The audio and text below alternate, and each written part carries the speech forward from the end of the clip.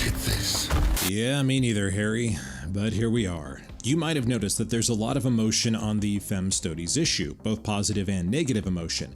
There's two reasons for this. One, because GW botched a lazy and pointless retcon, and two, because Femstodes are political. Now I realize the knee-jerk reaction here is to say, hey, you're a D-tier meme lord on the inner tubes, what could you possibly know? And that's a fair point. So look, I have a master's degree in the political science field. It's not something I advertise, and it's not something I use much with the Grimdark Sun, but whatever. In the words of the great Australian philosopher Major Kill, let's get into it. Let's set aside GW's motivations in all this. Why are Femstodes political? The answer to that is because everything today is politicized, or it will be shortly. People today know to look for a political angle first and ask questions later. We've been trained to do this by the entertainment and media politicizing everything for decades. So 20 years ago, this probably would not have been political, and that's when GW should have done it. But now everything is political. From the company that makes your shoes to the corporation that makes the soft drink on your desk, they both have an advertised political stance. So you can't even put your shoes on and go buy a soda without making a political statement or even a political donation. And now it's in fictional universes too. Is a new character a man or a woman? What's the current balance of character genders? What about race and sexuality? What does the villain represent? And corporate board members and fans alike are all aware of these things because we all know the truth. It's all politics. Everything is politics, and equally true is that politics is everything, especially if it involves sexuality, gender, race, intersectionality, or any other buzzword. So in many ways, Femstodes are just as political as anything else. And that's not too hard to believe, is it? That being the case, it stands to reason that it makes people emotional. And that brings us to the second point. The second way you can know that Femstodes are political is in the responses. People are responding like it's a political issue, but they're also responding emotionally and getting fired up. The sheer volume level of the responses indicates that this is political. No other category gets people this loud and angry. I see what people are saying and how loudly they're saying it, and 9 times out of 10, that means politics.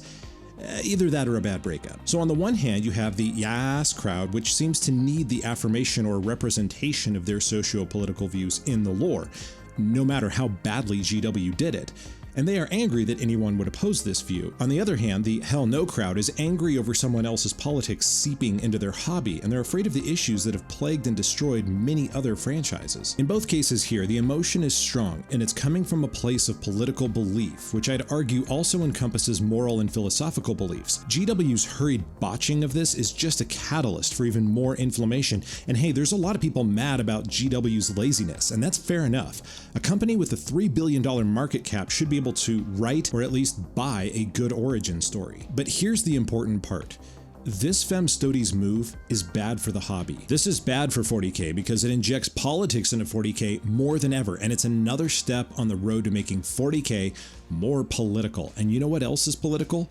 All the shit on your TV, all the shit on Twitter, and in the real headlines. Flip on the news, it's pure insanity. There's some asshole country flipping ballistic missiles around the Middle East, there's inflation, there's crime, there's airliners built like orc mechas, there's ships crashing into bridges, there's riots, there's protests, and on top of all of that, it's an election year in the US. And I mean, correct me if I'm wrong, but isn't all of this shit really friggin' bad for your mental health? We've had some of the biggest names in 40K talking about the hobby and how it's good for your mental health, and how it's a little bit of healthy escapism to ease the pressure of living in 2020 Part 5.